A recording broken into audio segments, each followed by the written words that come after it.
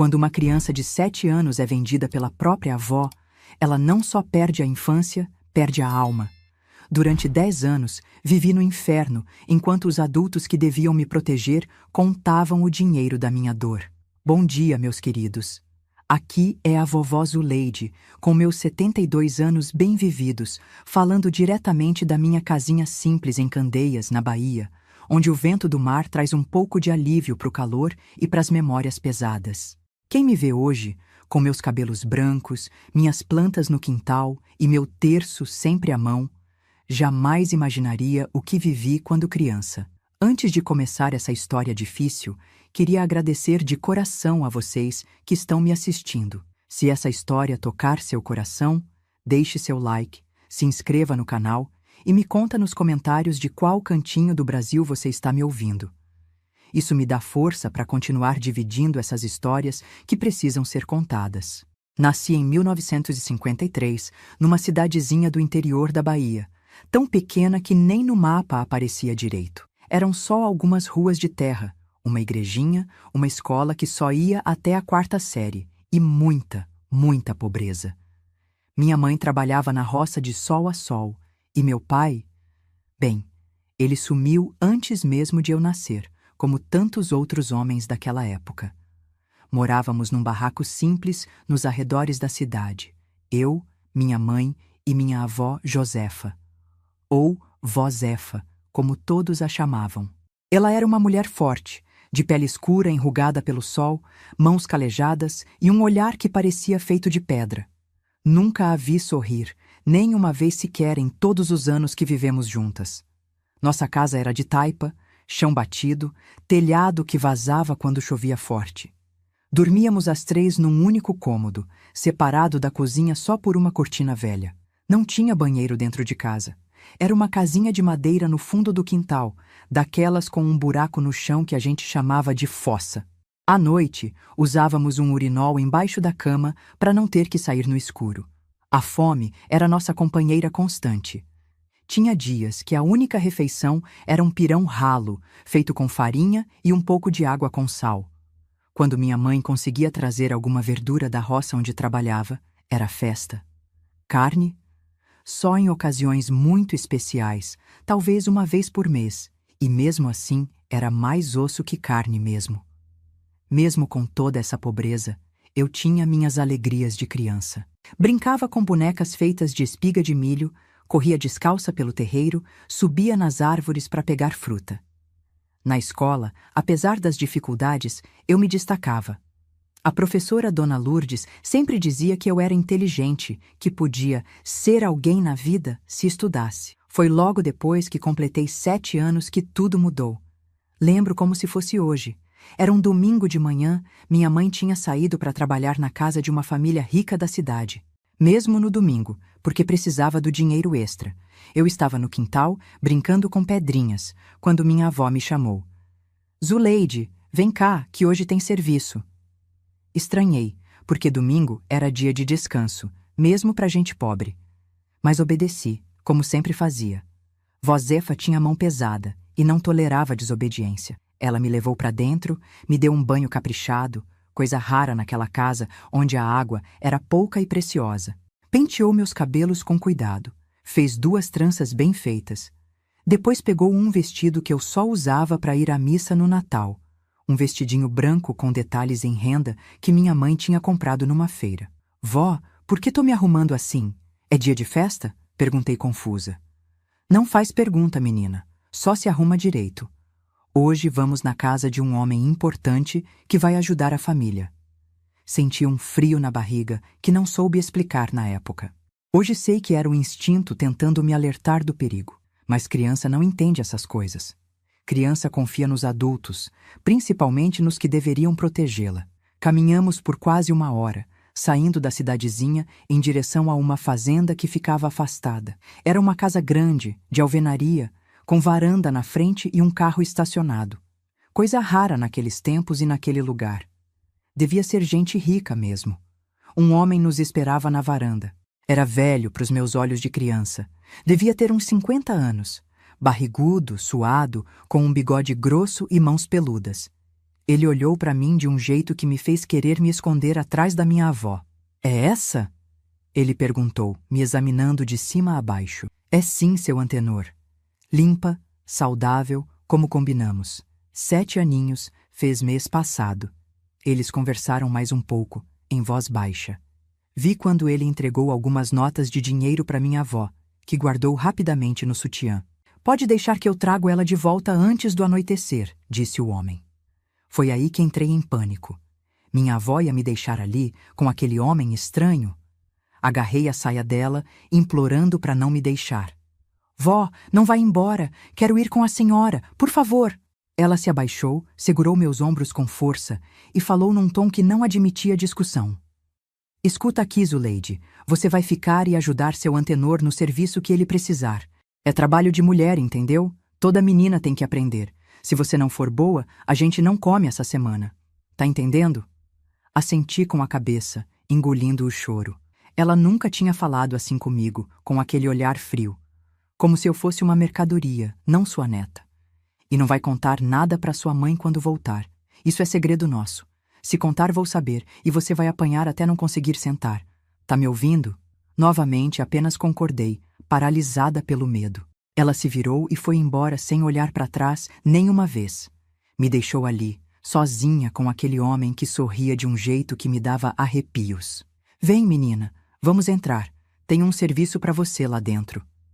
O que aconteceu naquela casa nas horas seguintes é algo que passei décadas tentando esquecer. Mesmo hoje, com 72 anos, as lembranças são tão vívidas que às vezes acordo gritando no meio da noite. Ele me levou para um quarto escuro, com cortinas fechadas e um cheiro forte de suor e cigarro. Disse que ia me ensinar um trabalho de mulher, que ia ajudar minha família. Que eu seria uma menina boa se fizesse tudo direito. O que ele fez comigo naquele quarto não é algo que consigo descrever em detalhes, mesmo depois de tantos anos. A dor, o terror, a confusão. Uma criança de 7 anos não tem como processar esse tipo de violência. Lembro que chorei, implorei para ele parar. Chamei pela minha mãe, pela minha avó. Quando acabou, eu estava sangrando, tremendo, em estado de choque. Ele me levou para o banheiro, me limpou com uma toalha áspera, me vestiu de novo com o vestidinho branco que agora tinha manchas que não saíram mais. Se contar para alguém, vou na sua casa e mato sua mãe e sua avó. Entendeu, menina? Balancei a cabeça, sem conseguir falar. Estava entorpecida, como se minha alma tivesse saído do corpo para não sentir aquela dor. Quando minha avó voltou para me buscar, já era quase noite. Eu ainda tremia, mal conseguia andar direito. Ela olhou para mim, para o vestido manchado, e não demonstrou nenhuma emoção. Ele disse que você se comportou bem. É assim mesmo que tem que ser. No caminho de volta para casa, ela me disse que aquilo era normal, que todas as meninas passavam por isso, que era um trabalho que só mulheres podiam fazer. Que o dinheiro que ela recebeu ia comprar comida para a semana toda. Não faz essa cara, menina. Não foi tão ruim assim. Na próxima vez vai ser mais fácil. Próxima vez. Essas palavras me causaram um terror tão grande que vomitei ali mesmo, na beira da estrada. Minha avó me deu uns tapas nas costas, impaciente. Para com essa frescura. Quer passar fome? Quer ver sua mãe doente de tanto trabalhar? É só isso que você precisa fazer para ajudar a família. Outras meninas da sua idade fazem coisas muito piores. Quando chegamos em casa, minha mãe já estava lá, preocupada com nossa ausência. Minha avó explicou que tínhamos ido visitar uma comadre dela que estava doente, que eu tinha brincado com outras crianças e me sujado no terreiro. Eu queria gritar, contar tudo, implorar para minha mãe me proteger, mas as palavras não saíam. O medo do que poderia acontecer, as ameaças e, mais que isso, a vergonha. Uma vergonha profunda, como se o que tinha acontecido fosse minha culpa. Naquela noite, deitada no colchão fino que dividia com minha mãe, chorei em silêncio até adormecer. Ela deve ter notado algo estranho, porque me abraçou mais forte que o normal, como se sentisse que algo estava errado. Mas não perguntou nada. Talvez por cansaço, talvez por medo da resposta. O que eu não sabia naquela noite, e demoraria anos para descobrir, era que aquela primeira visita seria apenas o começo do inferno. Minha avó tinha encontrado uma fonte de renda e eu era a mercadoria. Na semana seguinte, fomos a outra casa, depois a outra e outra. Homens diferentes, lugares diferentes, mas sempre a mesma história. Minha avó me arrumava, me levava, recebia o dinheiro e me deixava com eles por algumas horas. Ela usava desculpas diferentes para minha mãe, que estávamos indo ajudar na casa de alguém, ou visitar uma conhecida, ou buscar doação de roupa. Sempre nos dias em que minha mãe trabalhava fora, para que ela não desconfiasse. Com o tempo, o padrão mudou um pouco. Às vezes, minha avó não ia embora. Ficava na sala da casa, conversando com os homens, tomando café ou cachaça, contando histórias, enquanto eu era levada para o quarto por eles. Ela fingia não ouvir meu choro, minhas súplicas. Contava o dinheiro enquanto esperava que o serviço acabasse. As ameaças eram constantes. Se eu me recusasse a ir, ela dizia que eu não comeria naquela semana. Se eu contasse para alguém, ela jurava que me mandaria para um lugar muito pior, onde as meninas desobedientes vão e nunca mais voltam. É assim que a vida é, ela repetia sempre. Mulher nasceu para sofrer. Quanto mais cedo você aprende isso, melhor.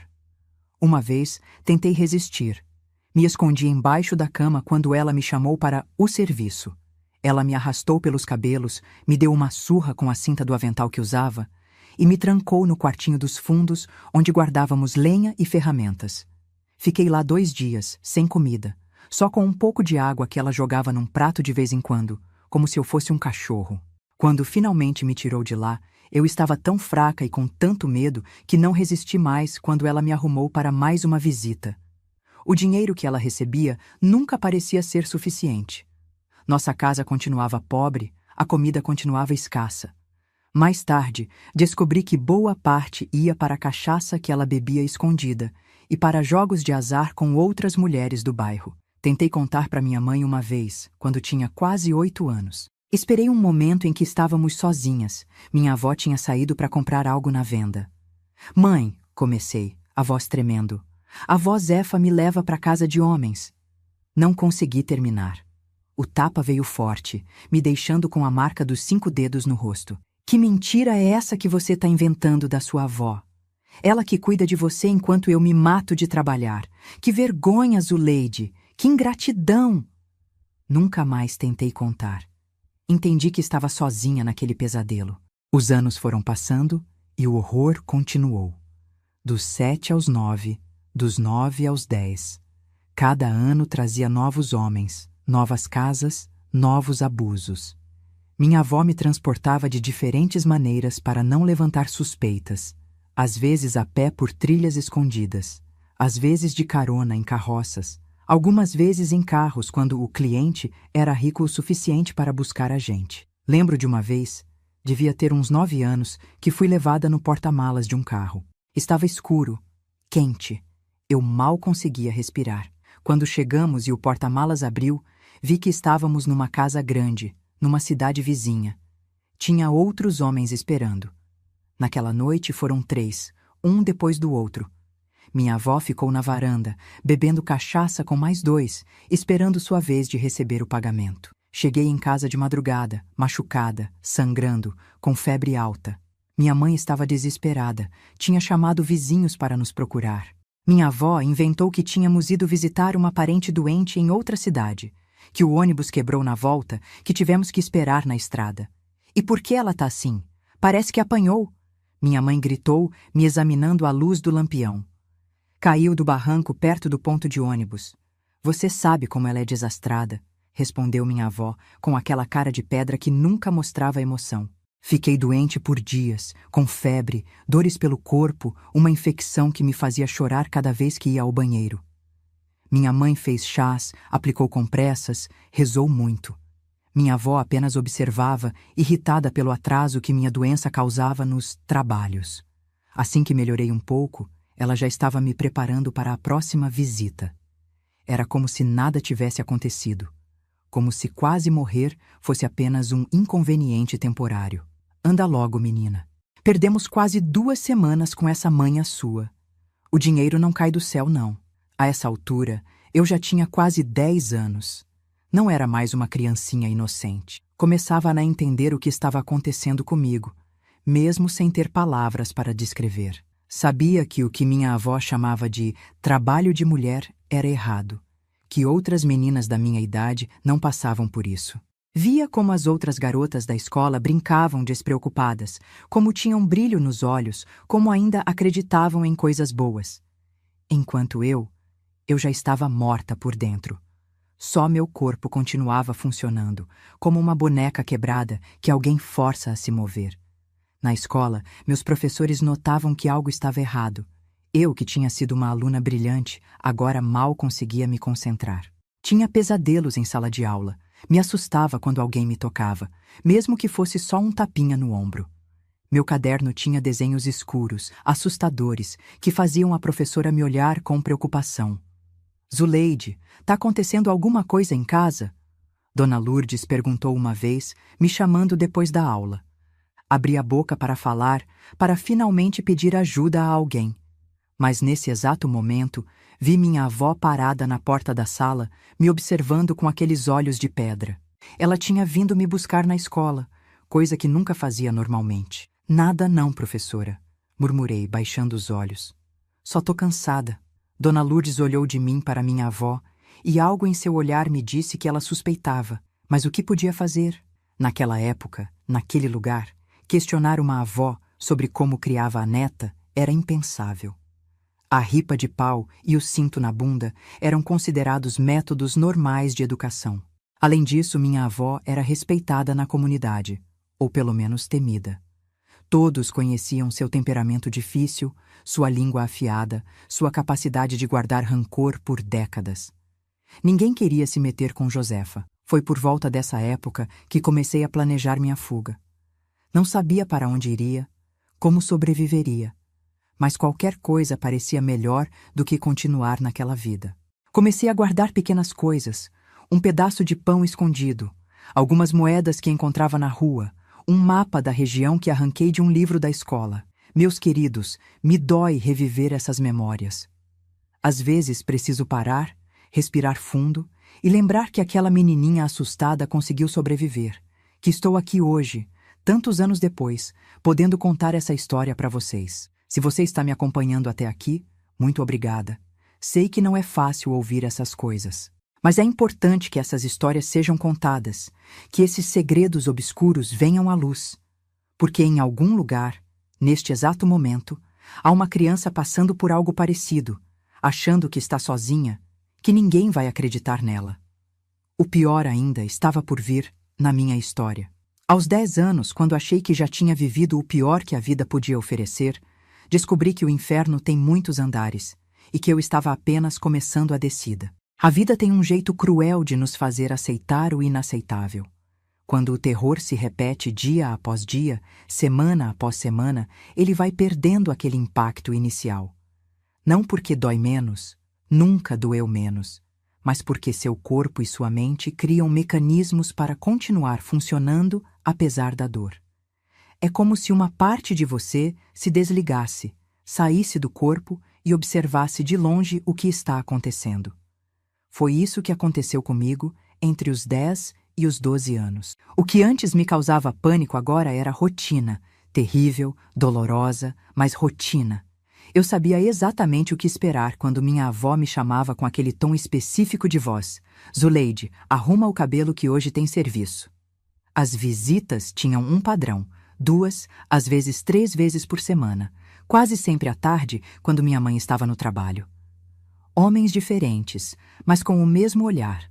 Alguns fingiam gentileza no começo, ofereciam doces, falavam com voz mansa. Outros nem se davam ao trabalho de fingir. Todos terminavam da mesma forma, tomando à força o que nenhuma criança deveria dar. O pior de tudo era ver como minha avó Josefa tinha transformado aquilo num negócio organizado. Com o tempo, ela desenvolveu uma rede de clientes regulares e até uma tabela de preços. Quanto mais nova a menina, mais caro. Quanto mais serviços especiais, maior o valor. Ela negociava na porta como quem vende verduras na feira, sem um pingo de emoção no rosto. Ela tá limpa, saudável. Esse aqui é o preço. Se quiser mais tempo, é tanto a mais. Se quiser fazer coisas diferentes, a gente combina. Eu ficava ali parada, de cabeça baixa, enquanto ela discutia os detalhes, como se eu fosse uma mercadoria, um objeto sem sentimentos ou vontade própria. Em algumas casas, ela me deixava e ia embora, voltando horas depois para me buscar. Em outras, principalmente quando eram vários homens, ela ficava na sala ou na cozinha, tomando café, bebendo cachaça, conversando sobre a vida como se nada estivesse acontecendo nos quartos ao lado. Uma vez, quando eu tinha uns 11 anos, fui levada para uma fazenda afastada, dessas com casarão grande e vários empregados. Era aniversário do dono, um homem gordo de meia-idade que eu já conhecia de visitas anteriores. Havia uma festa acontecendo, com música alta e muita bebida. Minha avó me arrumou com um vestido que ela mesma costurou, rosa claro, com laços, me fazendo parecer ainda mais nova do que era. Hoje é um dia especial, ela disse enquanto trançava meu cabelo. O coronel Zacarias está fazendo 50 anos. Ele pagou bem, então você vai ser boazinha, ouviu? Fazer tudo o que ele e os amigos dele pedirem. Chegamos no fim da tarde. A festa já estava animada, com homens bêbados dançando no terreiro ao som de um sanfoneiro. Minha avó me levou direto para os fundos da casa, onde o tal coronel nos esperava com mais 3 homens. Todos já estavam embriagados, com os olhos vermelhos e o andar cambaleante. "Chegou o presente de aniversário, Zaca!" gritou um deles, me olhando de cima a baixo. O coronel sorriu, passou a mão na minha cabeça como quem faz carinho num cachorro e entregou um maço de dinheiro para minha avó. Era mais do que o normal. Percebi pela forma como os olhos dela brilharam ao contar as notas. "Podem ficar à vontade", ela disse, guardando o dinheiro no sutiã. "Só não machuca muito a menina, que tenho outro compromisso com ela amanhã." Ela saiu, fechando a porta atrás de si, me deixando sozinha com 4 homens adultos. O que aconteceu naquela sala durante as horas seguintes é algo que tento apagar da memória até hoje. Foram todos, um depois do outro. Quando um terminava, saía para beber mais e voltava para aproveitar de novo. Perdi a conta de quantas vezes cada um usou meu corpo naquela noite. Em algum momento, desmaiei de dor e exaustão. Quando acordei, estava jogada num colchão sujo nos fundos da casa, sangrando e com hematomas por todo o corpo. Nem conseguia me levantar direito. Minha avó apareceu na porta, irritada pela demora. "Anda logo, menina, já está quase amanhecendo. Sua mãe vai chegar do turno da noite e não pode te encontrar fora de casa." Ela nem me ajudou a levantar. Ficou na porta, apressando, enquanto eu tentava juntar forças para ficar de pé. Quando viu que eu mal conseguia andar, soltou um suspiro de impaciência e me puxou pelo braço. "Sempre essa frescura. Para de fazer manha. Já falei que isso é normal. Toda mulher passa por isso." No caminho de volta, caminhando com dificuldade pela estrada de terra, perguntei a ela, pela primeira vez, algo que me atormentava há anos. "Vó, por que a senhora faz isso comigo? A senhora não gosta de mim?" Ela parou, me olhou com aqueles olhos frios e respondeu algo que nunca esqueci. "Gostar não enche barriga, menina. Quando eu tinha sua idade, minha mãe fazia o mesmo comigo. É assim que é. Mulher pobre só tem o corpo para vender nesse mundo. Quanto mais cedo aprende isso, menos sofre depois." Foi a única vez que ela mencionou algo sobre seu próprio passado. Nunca mais tocou no assunto. Mas aquela frase ficou martelando na minha cabeça por anos. Será que era realmente assim? Um ciclo sem fim de avós vendendo netas, que cresciam para se tornar avós que vendiam netas? Quando chegamos em casa, minha mãe já estava lá, preocupada com nossa ausência. Minha avó contou a mesma história de sempre, que tínhamos ido ajudar na casa de uma conhecida, que o trabalho demorou mais que o esperado. "E por que ela tá mancando? E esse roxo no braço?" Minha mãe perguntou, me examinando com olhos cansados do turno noturno no hospital, onde trabalhava como faxineira. "Caiu da escada quando estava limpando as janelas", respondeu minha avó sem hesitar. "Essa menina é muito desastrada." Minha mãe acreditou. Ou fingiu acreditar. Às vezes me pergunto se ela realmente não suspeitava de nada. Ou se no fundo sabia, mas escolhia não ver. Talvez fosse mais fácil assim. Talvez o peso de saber a verdade fosse demais para ela, que já carregava tantos fardos. Depois daquela noite na fazenda, fiquei doente por quase 2 semanas. Febre alta, dores intensas, um corrimento estranho que me causava ardência. Minha mãe queria me levar ao médico na cidade vizinha, mas minha avó não deixou. É só uma gripezinha. Dá chá de alho com limão que passa. Ela sabia que um médico reconheceria os sinais de abuso, faria perguntas difíceis de responder. Então fiquei em casa, recebendo os cuidados limitados que minha mãe podia oferecer entre um turno e outro de trabalho. Assim que a febre baixou, mesmo ainda sentindo dores, minha avó já estava me preparando para novas visitas. O dinheiro da fazenda tinha acabado, gasto em cachaça e no jogo de cartas que ela frequentava escondida, e precisávamos de mais. Se arruma, que hoje vamos na casa do seu Juvenal. Pela primeira vez, me revoltei abertamente. Joguei o vestido que ela me oferecia no chão e gritei: "Não vou, não aguento mais, tô cansada de ser machucada." O tapa veio forte, me derrubando na cama. Ela nunca tinha me batido na frente da minha mãe, mas naquele dia estávamos sozinhas em casa. "Escuta aqui, sua ingrata. Acha que comida aparece por milagre na mesa? Acha que esse teto sobre sua cabeça é de graça? Se não fosse por mim negociando esses trabalhos para você, a gente já tinha morrido de fome." Encolhi-me na cama, protegendo o rosto com os braços, esperando mais golpes, mas em vez disso, ela mudou de tática. Sua voz ficou mais baixa, mais ameaçadora. "Se você não for hoje, não come mais nada nessa casa. Vou trancar o armário da comida e ficar com a chave. Vamos ver quanto tempo você aguenta só com água." Não era uma ameaça vazia. Ela já tinha feito isso antes, por períodos mais curtos, quando eu demonstrava resistência. Um dia sem comida, às vezes 2. Dessa vez, pelo tom de voz, seria diferente. "E se continuar desobedecendo, vou te mandar embora. Conheço gente que leva a menina para trabalhar em outras cidades. Lá sim você vai ver o que é sofrer de verdade." A fome era um medo real para mim. Já tínhamos passado por períodos difíceis, com apenas uma refeição rala por dia. A ideia de ser mandada para longe, para um lugar desconhecido, com pessoas ainda piores que minha avó, me aterrorizava. Então fui. E continuei indo nas semanas seguintes. A resistência tinha um preço alto demais. Por volta dessa época, comecei a ter problemas sérios na escola. Não conseguia me concentrar. Dormia durante as aulas depois de noites, sem conseguir fechar os olhos. Tinha pesadelos em sala de aula que me faziam gritar de repente, assustando colegas e professores. Minha professora, Dona Lourdes, tentava conversar comigo, entender o que estava acontecendo. Certa vez, me chamou depois da aula. "Zuleide, você era minha melhor aluna e agora mal consegue escrever o próprio nome. O que está acontecendo, minha filha? Tem algo em casa que você quer me contar?" Olhei para ela, para aqueles olhos bondosos, cheios de preocupação sincera, e quase contei tudo. As palavras estavam na ponta da língua. Mas então lembrei das ameaças da minha avó, do que aconteceria se eu falasse. E mais que isso, lembrei das vezes que tentei contar para minha própria mãe e não fui acreditada. Por que uma professora acreditaria? "É só cansaço, professora. Tenho ajudado muito em casa." Ela não pareceu convencida, mas também não insistiu.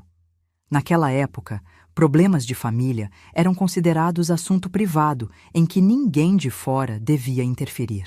Parei de ir à escola pouco depois. Minha avó decidiu que eu já tinha estudo suficiente e que meu tempo seria melhor aproveitado trabalhando. Na verdade, ela temia que eu acabasse contando algo para os professores ou que eles notassem os sinais cada vez mais evidentes de abuso. Minha mãe protestou fracamente. Ela valorizava a educação, sonhava em me ver formada algum dia. Mas a palavra final sempre era da minha avó, que controlava o dinheiro e as decisões da casa com mão de ferro. "Menina de 12 anos precisa aprender a cuidar de casa, não ficar perdendo tempo com livro. Eu nunca aprendi a ler e tô aqui, viva e forte." Assim, meu mundo ficou ainda menor. Sem a escola, sem amigas, sem qualquer contato com o mundo exterior, além das terríveis visitas que minha avó arranjava. Passei a viver em um universo composto apenas pelo nosso barraco e pelas casas dos homens que me compravam. Foi nesse período que desenvolvi um método para sobreviver mentalmente aos abusos. Quando começavam, Eu fechava os olhos e me transportava para outro lugar. Imaginava um campo verde, com flores coloridas e um riacho de água limpa. Nesse lugar eu podia correr, brincar, ser apenas uma criança. Ninguém me machucava lá. Ninguém me tocava de maneiras que me causavam dor e vergonha. Era uma dissociação, embora eu não conhecesse essa palavra na época. Minha mente literalmente se desconectava do corpo para não sentir o horror que ele estava passando. Enquanto homens adultos violentavam uma menina de 12 anos, essa menina visitava campos imaginários onde podia ser livre. A frequência das visitas aumentou com o tempo. Sem a escola para justificar minha ausência em certos horários, minha avó podia me levar a qualquer hora do dia. 3, 4 vezes por semana. Às vezes, mais de uma vez no mesmo dia, com homens diferentes. Meu corpo começou a mostrar os sinais desse abuso constante. Infecções recorrentes, sangramentos, dores crônicas que nunca desapareciam completamente. Desenvolvi uma tosse persistente, que mais tarde descobri ser tuberculose, provavelmente contraída de um dos clientes, que já estava visivelmente doente quando minha avó me vendeu a ele. A tuberculose foi, ironicamente, um breve período de alívio. Fiquei tão doente que nem minha avó se arriscou a me levar para visitas. Por quase um mês, pude ficar em casa, tossindo sangue, com febre alta, mas pelo menos livre dos abusos diários. Uma vizinha que tinha experiência como curandeira foi quem diagnosticou minha doença. Ela preparou chás de ervas, fez rezas, aplicou cataplasmas no meu peito.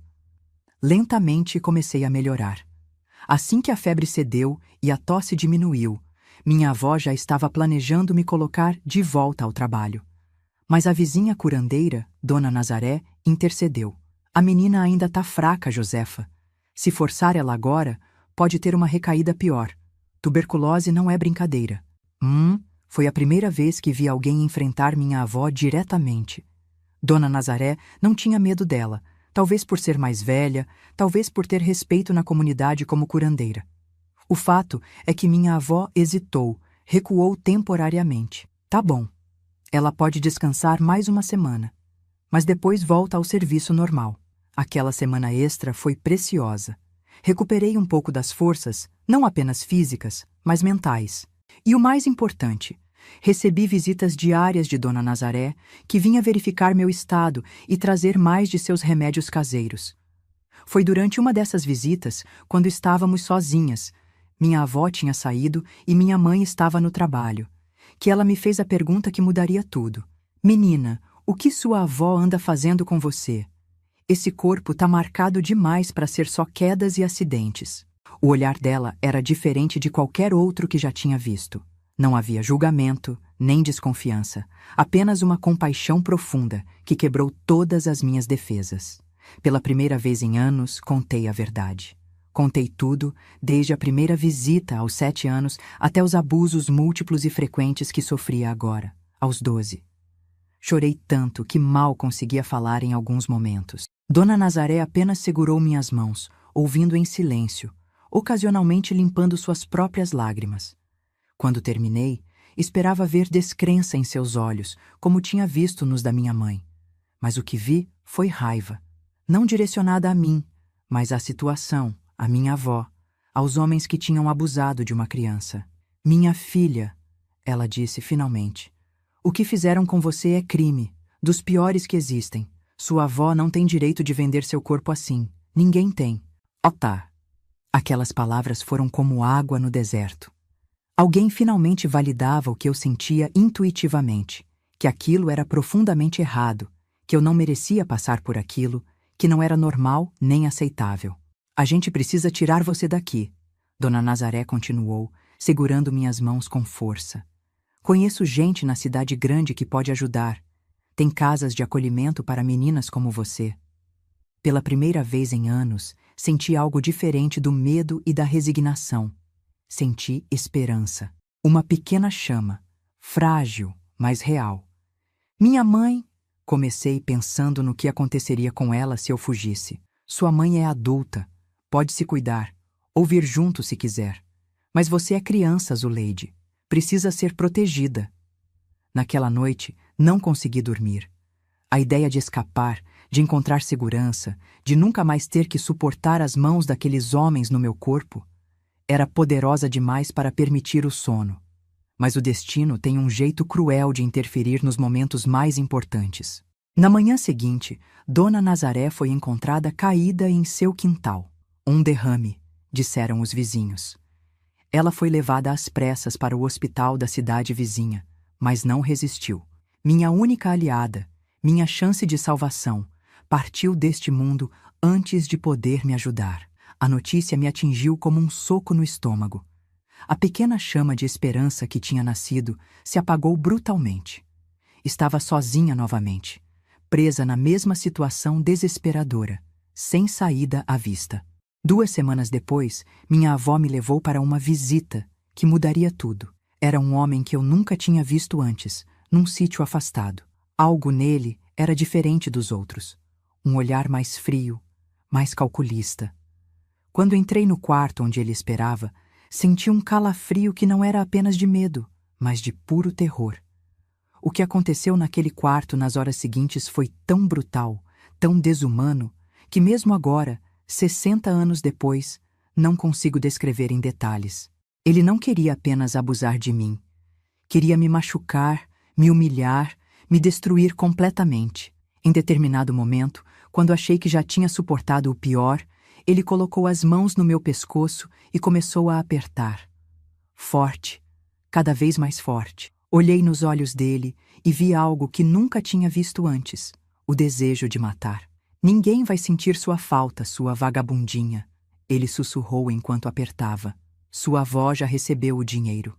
O que acontece com você depois não importa. Foi naquele momento, à beira da morte, que algo dentro de mim estalou. Um instinto de sobrevivência que nem sabia que ainda existia, despertou com força total. Meu corpo, fraco e machucado, encontrou uma reserva final de energia. Com um movimento repentino, consegui me soltar, empurrá-lo para longe.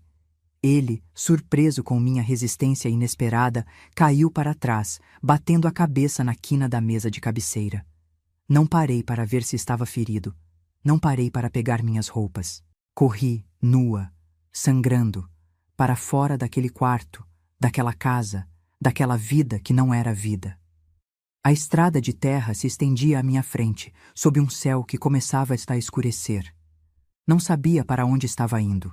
Só sabia que não podia voltar. Nunca mais. Corri pela estrada de terra como um animal selvagem fugindo de caçadores. O corpo nu, cortado, sangrando, mas movido por um desespero que era mais forte que qualquer dor física. Não olhei para trás nem uma vez. Tinha certeza que aquele homem viria atrás de mim, que minha avó apareceria a qualquer momento, que seria arrastada de volta para aquele inferno. A noite caía rápido no interior da Bahia. Logo o escuro seria completo, sem as luzes da cidade para iluminar o caminho. Mas o escuro não me assustava. Tinha vivido na escuridão durante anos. O que me aterrorizava era a ideia de ser encontrada. Depois de correr por um tempo que pareceu eterno, avistei uma pequena capela à beira da estrada. Uma daquelas construções simples que pontuam o interior do Brasil, onde os fiéis param para fazer orações durante viagens. Estava vazia, graças a Deus. Me abriguei ali, me encolhendo num canto, tremendo de frio, dor e medo. Foi naquela capela que passei minha primeira noite de liberdade. Uma liberdade assustadora, incerta, mas ainda assim, liberdade. Chorei até não ter mais lágrimas, rezei com palavras desconexas e, eventualmente, exausta demais para permanecer consciente, adormeci. Acordei com os primeiros raios de sol e o barulho de um carro se aproximando. Entrei em pânico. Será que era ele? Ou minha avó? Me escondi atrás do pequeno altar, cobrindo meu corpo nu com um pano que servia de toalha para as oferendas. Ouvi passos se aproximando, a porta da capela se abrindo. Prendi a respiração. Ave Maria, tem alguém aí? Era uma voz feminina, idosa. Mesmo assim, não me movi, não respondi. Tinha aprendido da pior maneira possível a não confiar em adultos. Menina, eu sei que você tá aí. Vi o rastro de sangue na entrada. Não vou te fazer mal, prometo. Lentamente, expirei por trás do altar. Era uma senhora negra, de cabelos brancos presos num coque, vestida de forma simples, mas limpa. Trazia uma sacola de feira e um terço enrolado na mão. Meu Deus do céu! Ela sussurrou quando me viu, completamente nua, coberta de hematomas e cortes, com sangue seco entre as pernas. Quem fez isso com você, criança? Não consegui responder. Apenas chorei, um choro diferente do da noite anterior. Não era mais o choro desesperado de quem foge, mas o choro aliviado de quem, após muito tempo perdido, encontra um rosto humano que não mostra desejo nem crueldade, apenas compaixão. A senhora, Dona Filomena, como descobri depois, tirou o xale que cobria seus ombros e me envolveu com ele. Sem fazer mais perguntas, me levou para seu carro, uma Rural Willys antiga que pertencia ao filho. Me colocou no banco de trás, com cuidado para não tocar em nenhum dos meus ferimentos, e dirigiu em silêncio até sua casa. Dona Filomena vivia sozinha num pequeno sítio a alguns quilômetros dali. O filho, que era caminhoneiro, tinha comprado aquele pedaço de terra para ela passar a velhice, e só aparecia uma vez por mês, nas folgas da estrada. Era um lugar simples, mas limpo e organizado, com um quintal cheio de plantas medicinais e árvores frutíferas. Ela me levou para dentro, encheu uma bacia com água morna e, com uma delicadeza que nunca tinha conhecido, limpou meus ferimentos. Não fez perguntas sobre o que tinha acontecido ou como eu tinha chegado àquela situação. Apenas cuidou de mim como se eu fosse um passarinho caído do ninho, frágil e necessitado de proteção. Depois de me limpar, me deu um vestido antigo que, embora grande demais, era a primeira roupa limpa e sem manchas de sangue que eu vestia em muito tempo. Preparou um caldo de galinha que me fez lembrar quão faminta eu estava. Comi devagar, com dificuldade, a garganta ainda dolorida das mãos que tinham tentado me estrangular. Foi só depois de me alimentar e me acomodar numa esteira limpa perto do fogão, a lenha, que ela finalmente perguntou: "Quer me contar o que aconteceu, filha?" E pela segunda vez na minha vida, contei. Contei tudo, desde o início, desde a primeira vez que minha avó me levou para fazer serviço. Contei sobre os anos de abuso, sobre os múltiplos homens, sobre as ameaças, sobre a fome usada como castigo. Contei sobre minha mãe que não acreditava, sobre a escola que abandonei, sobre a tuberculose, sobre Dona Nazaré que tinha tentado me ajudar, mas morreu antes de conseguir. E, finalmente, contei sobre o homem que tinha tentado me matar na noite anterior, sobre como consegui escapar, sobre como corri nua pela estrada sem saber para onde ir. Dona Filomena ouviu tudo sem interromper. Quando terminei, ela estava chorando silenciosamente, as lágrimas escorrendo pelo rosto enrugado. "Você está segura agora." Foi tudo o que ela disse, segurando minhas mãos com firmeza. "Enquanto eu viver, ninguém vai te fazer mal de novo." Passei 3 meses escondida naquele sítio. Soube depois que minha avó e minha mãe me procuraram pela região, que foram até a delegacia registrar meu desaparecimento, que inventaram histórias sobre eu ser uma menina problemática que tinha fugido de casa levando dinheiro. O homem que tentei sufocar sobreviveu, aparentemente. Ele também me procurou, mas por razões diferentes. Queria vingança pela queda que o deixou com um corte profundo na cabeça. Mas ninguém pensou em procurar no sítio isolado de uma senhora idosa. Era o esconderijo perfeito. Lentamente, comecei a me recuperar. Não apenas dos ferimentos físicos, que eram muitos e graves, mas também dos ferimentos da alma, que eram ainda mais profundos. Dona Filomena nunca me pressionou a falar sobre o que tinha acontecido. Nunca exigiu detalhes. Apenas estava lá, uma presença constante e reconfortante, me ensinando pequenas tarefas do sítio, me contando histórias de sua própria vida, me mostrando que existia bondade no mundo.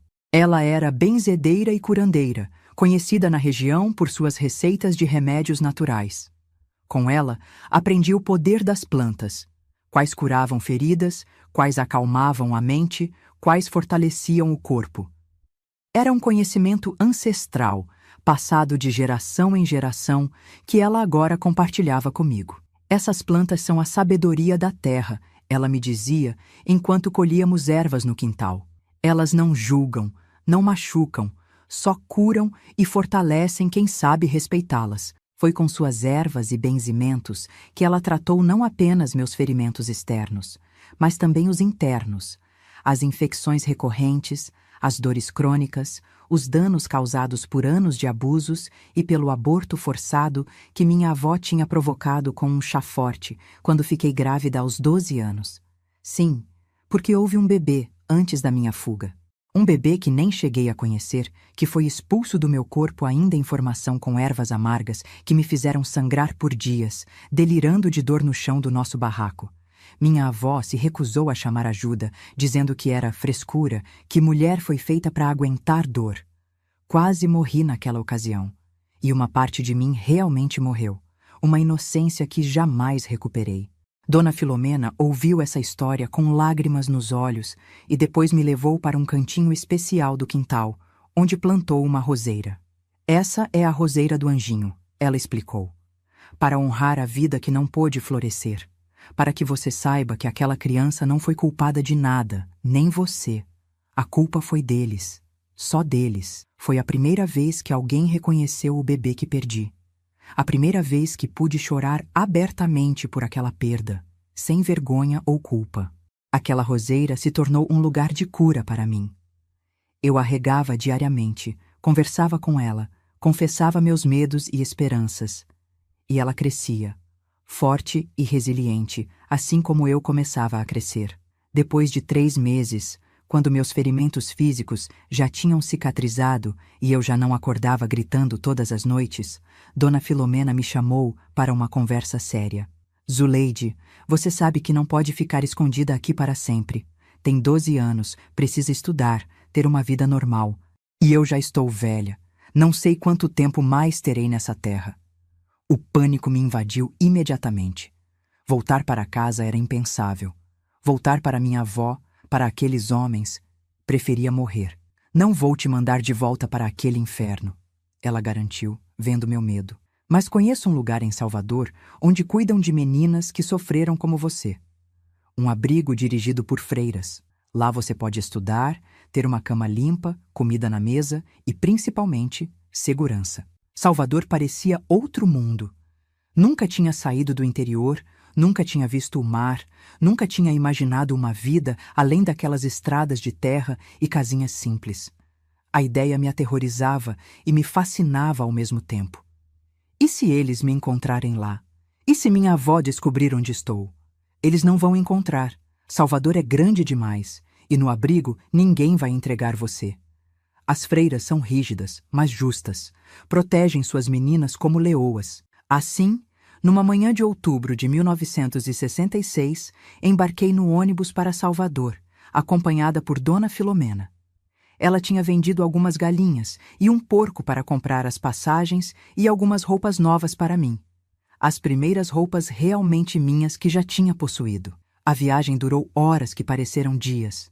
O medo de ser descoberta, de que minha avó ou algum daqueles homens aparecesse no ônibus, não me deixou relaxar nem por um minuto. Segurava a mão de Dona Filomena com tanta força que meus dedos ficavam brancos. Salvador me recebeu com seu calor, seus cheiros fortes, seu barulho incessante. Uma cidade enorme, labiríntica, tão diferente de tudo que conhecia que parecia outro planeta. As ruas pavimentadas, os prédios altos, os carros por todo lado, as pessoas apressadas que nem notavam nossa presença. Era assustador e maravilhoso ao mesmo tempo. O abrigo Santa Maria ficava num casarão antigo no Pelourinho, administrado por freiras franciscanas. Quando chegamos, fomos recebidas por Irmã Conceição, uma mulher alta e magra, de rosto severo, mas olhos bondosos. Dona Filomena explicou minha situação em termos gerais. Uma menina que tinha sofrido abusos graves e precisava de proteção. A freira não pediu detalhes. Parecia ter visto casos como o meu antes. Apenas assentiu e disse que eu seria bem-vinda, que haveria um lugar para mim entre as outras meninas. A despedida de Dona Filomena foi um dos momentos mais difíceis da minha vida. Ela tinha sido minha salvadora, minha primeira experiência de um amor verdadeiramente maternal. Me abraçou forte, sussurrando bênçãos e conselhos em meu ouvido, e me entregou um pequeno saquinho de pano. São sementes da roseira do anjinho, explicou. Quando tiver seu próprio cantinho, plante-as. Para lembrar que mesmo das experiências mais dolorosas pode nascer algo belo. Fiquei no abrigo Santa Maria por 4 anos. Foi um período de adaptação difícil, de pesadelos constantes, de aprender a confiar novamente. As freiras eram disciplinadoras, mantinham rotinas rígidas, mas nunca eram cruéis. Havia orações diárias, aulas, tarefas domésticas, tudo em horários precisos. Para alguém que tinha vivido no caos e no terror por tanto tempo, aquela estrutura era estranhamente reconfortante. As outras meninas tinham histórias parecidas com a minha. Algumas tinham sido abusadas por padrastos, outras abandonadas por mães que não podiam sustentá-las, outras resgatadas das ruas onde se prostituíam para sobreviver. Éramos todas sobreviventes, cada uma à sua maneira. Voltei a estudar, retomando do ponto onde tinha parado quando minha avó me tirou da escola. No início, era difícil me concentrar, acompanhar as lições. Minha mente ainda estava fragmentada pelos traumas, cheia de buracos negros e memórias que explodiam nos momentos mais inesperados. Mas as freiras eram pacientes. Especialmente irmã Matilde, a professora de português, que ficava comigo depois das aulas, me ajudando a recuperar o tempo perdido. Você tem um dom com as palavras, Zuleide. Ela me dizia enquanto lia meus textos. Através delas, pode transformar sua dor em algo maior que você mesma. Foi ela quem me incentivou a escrever um diário, a colocar no papel as memórias que me atormentavam. No início, era doloroso demais. As palavras saíam entrecortadas, manchadas de lágrimas. Mas com o tempo, descobri que cada memória que colocava no papel perdia um pouco de seu poder sobre mim. Era como drenar o veneno de uma ferida para que pudesse finalmente cicatrizar. Os anos no abrigo não foram fáceis, mas foram seguros. Pela primeira vez desde os 7 anos, conseguia dormir sem medo de ser acordada para fazer serviço. Pela primeira vez, tinha refeições regulares, roupas limpas, um lugar para chamar de meu, mesmo que fosse apenas uma cama num dormitório compartilhado com outras 15 meninas. Aos 16 anos, tive que deixar o abrigo. Era a regra. Quando completávamos essa idade, precisávamos dar lugar a meninas mais novas, mais vulneráveis. Algumas voltavam para suas famílias, quando isso era possível e seguro. Outras iam trabalhar como empregadas domésticas em casas que as freiras consideravam confiáveis. Algumas simplesmente desapareciam nas ruas de Salvador, incapazes de se adaptar a um mundo que só conheciam pela violência. Para mim, as freiras encontraram um trabalho numa pequena pensão familiar perto da Barra. Eu ficaria responsável pela limpeza dos quartos e ajudaria na cozinha. Em troca, receberia um salário pequeno e poderia morar num quartinho nos fundos da propriedade. Era um recomeço. Assustador, incerto, mas ainda assim, um recomeço. Tinha 16 anos, saúde, embora a tuberculose tivesse deixado cicatrizes nos meus pulmões que carrego até hoje, e pela primeira vez, um futuro à minha frente que eu mesma poderia moldar. Dona Márcia, a proprietária da pensão, era uma mulher de meia idade, viúva de um português que tinha deixado aquele pequeno negócio como sustento para ela e os 2 filhos. Era exigente com o trabalho, mas justa. E o mais importante, respeitava meus limites. Nunca perguntava sobre meu passado, nunca tentava me tocar ou se aproximar de maneiras que me deixassem desconfortável. Foi na pensão que conheci seu Augusto, um professor aposentado que alugava um dos quartos permanentemente. Era um homem de seus 60 anos, cabelos brancos, óculos grossos, sempre com um livro na mão. Percebia como eu olhava curiosa para sua pequena biblioteca particular enquanto arrumava o quarto. "Gosta de ler, menina?" perguntou certo dia, me pegando olhando para as lombadas dos livros. "Gosto sim, senhor. Aprendi no abrigo, com as freiras." Ele sorriu, um sorriso gentil que não continha nenhuma segunda intenção. Algo que demorei a reconhecer, depois de anos associando sorrisos masculinos a perigo iminente. "Pode pegar emprestado o que quiser. Livros foram feitos para circular, não para juntar poeira nas estantes." Assim começou uma amizade improvável entre uma menina traumatizada de 16 anos e um professor aposentado de 60. Ele me emprestava livros, discutia as histórias comigo, me explicava palavras e conceitos que eu não entendia. Através desses livros, descobri mundos que nunca tinha imaginado. Vidas tão diferentes da minha que pareciam fantasias. Seu Augusto nunca tentou nada inapropriado, nunca ultrapassou os limites de uma amizade respeitosa. Foi o primeiro homem em quem consegui confiar depois de tudo que tinha passado. Ele se tornou uma espécie de pai, ou avô, que nunca tive. Alguém que se importava com meu crescimento, com meu futuro, sem esperar nada em troca. Foi ele quem me incentivou a terminar os estudos formalmente.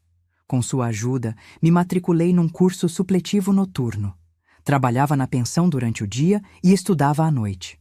Era exaustivo, mas cada livro que lia, cada conhecimento que adquiria, me afastava um pouco mais daquela menina aterrorizada que tinha fugido nua por uma estrada de terra anos antes. O passado, no entanto, nunca nos abandona completamente. Mesmo nos momentos de maior paz, ele encontra formas de nos lembrar de sua existência. Para mim, esse lembrete veio quando completei 18 anos, na forma de uma carta entregue na pensão. Era de Dona Filomena, minha salvadora, a mulher que tinha me encontrado na capela e me abrigado em seu sítio. Não tínhamos mantido contato desde minha ida para o abrigo. Era mais seguro assim, para evitar que minha avó pudesse me rastrear. A carta era breve, escrita numa caligrafia trêmula. Ela estava doente. Sabia que não tinha muito tempo e queria me ver uma última vez. Incluía o endereço do sítio e uma passagem de ônibus de volta para o interior. Meu primeiro instinto foi medo. Voltar àquela região significava o risco de encontrar minha avó ou algum daqueles homens. Significava revisitar lugares que tinha lutado para esquecer. Mas como negar o último pedido da mulher que tinha salvado minha vida? Depois de muito refletir, de muitas noites sem dormir, decidi ir. Pedi alguns dias de folga na pensão e embarquei no ônibus com o coração disparado. A cada quilômetro que nos aproximava do interior, minha ansiedade aumentava. Chegou a um ponto que pensei em pedir para o motorista parar, para voltar correndo para a segurança de Salvador. Mas continuei. Por Dona Filomena. E talvez, embora não admitisse para mim mesma, por algum tipo de encerramento que minha alma ainda precisava. O ônibus me deixou na cidadezinha mais próxima do sítio. Teria que andar o resto do caminho. Era estranho estar de volta àquelas estradas de terra vermelha, aquele céu aberto do interior, aqueles cheiros da infância, mandioca, poeira, fumaça de fogão a lenha. Caminhei devagar, alerta a cada movimento, a cada som. A cada pessoa que passava, encolhia os ombros, abaixava a cabeça, tentava me tornar invisível. Hábitos antigos que ressurgiram instintivamente. Quando finalmente avistei o sítio, meu coração apertou. Parecia menor, mais desgastado pelo tempo. O filho de Dona Filomena, Roberto, estava no terreiro consertando uma cerca. Não me reconheceu imediatamente. A menina assustada de 12 anos tinha se tornado uma jovem de 18, mais alta, mais forte, com um olhar diferente. Zuleide? Ele perguntou incerto quando me aproximei. Meu Deus, como você cresceu? Ele me levou para dentro. Dona Filomena estava na cama, visivelmente fraca, consumida por um câncer que tinha se espalhado rápido demais para os remédios, naturais ou convencionais, fazerem efeito. Mas seus olhos ainda tinham aquela mesma bondade que tinha me salvado anos antes. Minha filha, ela sussurrou quando me viu, estendendo a mão trêmula. Você voltou. Passei 3 dias ao lado dela. 3 dias cuidando como ela tinha cuidado de mim, preparando os chás que ela mesma tinha me ensinado a fazer, contando histórias da minha vida em Salvador, ouvindo seus últimos conselhos e bênçãos. Na manhã do 4º dia, ela partiu. Silenciosamente, sem sofrimento, como quem apenas decide que é hora de seguir viagem. Segurei sua mão até o fim, sentindo a vida deixar aquele corpo que tinha abrigado tanta sabedoria e bondade. O funeral foi simples, como ela teria desejado. Apenas eu, Roberto e alguns vizinhos mais próximos. Quando tudo acabou, ele me chamou para uma conversa. Minha mãe deixou algo para você, disse, me entregando um envelope. Pediu que eu só entregasse depois que ela partisse. Dentro do envelope havia uma escritura. Dona Filomena tinha deixado o sítio para mim. Aquele pedaço de terra onde tinha encontrado segurança pela primeira vez, onde tinha começado minha cura, seria meu. Mas, e você? Perguntei a Roberto, confusa. É seu filho, deveria ficar com tudo. Ele sorriu, um sorriso que lembrava o da mãe. Tenho minha vida na estrada, minha casa na cidade. Este lugar sempre significou mais para você do que para mim. Minha mãe sabia disso. Voltei para Salvador para organizar minha vida, terminar os estudos, me despedir de Dona Márcia e seu Augusto. 3 meses depois, estava de volta ao sítio. Meu sítio agora. Era arriscado, eu sabia. Minha avó ainda vivia na região, talvez alguns daqueles homens também. Mas algo dentro de mim tinha mudado. Não era mais a menina aterrorizada que corria para se esconder. Era uma mulher que tinha sobrevivido ao pior e estava pronta para enfrentar seus demônios. O primeiro que encontrei foi do passado. No mercado da cidadezinha, comprando mantimentos para o sítio, dei de cara com minha mãe. 6 anos tinham se passado desde minha fuga. Ela parecia muito mais velha, curvada, com olheiras profundas e cabelos já grisalhos, apesar de ter apenas 40 anos. Nos encaramos por um longo momento. Vi o reconhecimento em seus olhos, seguido de choque, descrença, e então, vergonha. Profunda, dolorosa vergonha. Zuleide? Ela sussurrou, como se visse um fantasma. É você? É você, Zuleide? A voz da minha mãe era um sussurro trêmulo no meio daquele mercado, como se estivesse vendo uma assombração. Por um momento, fiquei paralisada. Tantas emoções me atravessaram de uma vez: raiva, medo, tristeza e algo que não esperava sentir. Pena. Minha mãe parecia uma versão envelhecida e desgastada da mulher que eu lembrava. Rugas profundas marcavam seu rosto, os cabelos prematuramente grisalhos, as mãos calejadas de tanto trabalho.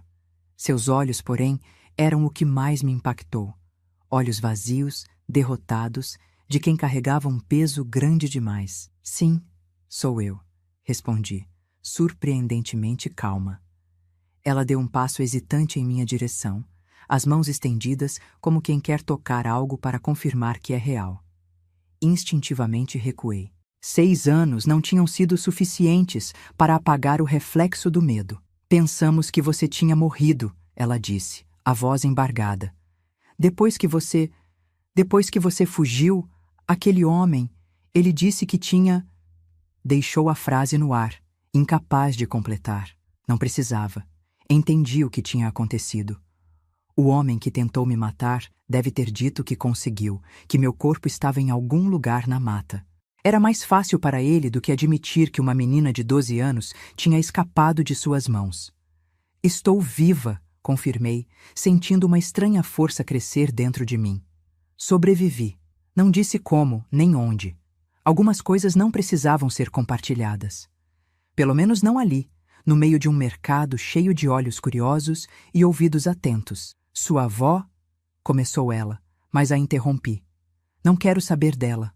Nunca mais. Algo no meu tom deve ter deixado claro que o assunto estava encerrado. Minha mãe apenas assentiu, os olhos baixos, mergulhados naquela vergonha que eu tinha visto quando nos reconhecemos. Posso te ver de novo? Perguntou, a voz quase inaudível. Tenho tanta coisa para te contar, para tentar explicar. Como se houvesse explicação possível para permitir que a própria filha fosse vendida, abusada, destruída. Como se qualquer palavra pudesse justificar anos de cegueira voluntária. Mas havia algo nela. Talvez o modo como seus ombros se curvavam sob o peso da culpa, ou como suas mãos tremiam ligeiramente, que me impediu de recusar completamente. Estou morando no sítio de Dona Filomena, disse finalmente. Se quiser me encontrar, sabe onde é. Com isso, peguei minhas compras e saí do mercado, sentindo seu olhar nas minhas costas. Não olhei para trás nem uma vez. Já tinha aprendido que olhar para trás só traz dor. Ela apareceu 3 dias depois. Sozinha, graças a Deus. A ideia de ver minha avó novamente me causava arrepios. Estava nervosa. Pude perceber pelos passos hesitantes, pelo modo como torcia um lenço gasto entre os dedos. Preparei café. Um luxo que agora podia me dar, cultivando meus próprios grãos no sítio.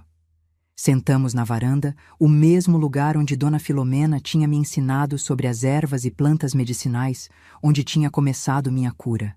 Por alguns minutos, ficamos em silêncio, apenas o som dos pássaros e do vento nas folhas preenchendo o espaço entre nós. Então, ela começou a falar, e o que ouvi me deixou ao mesmo tempo furiosa e devastada.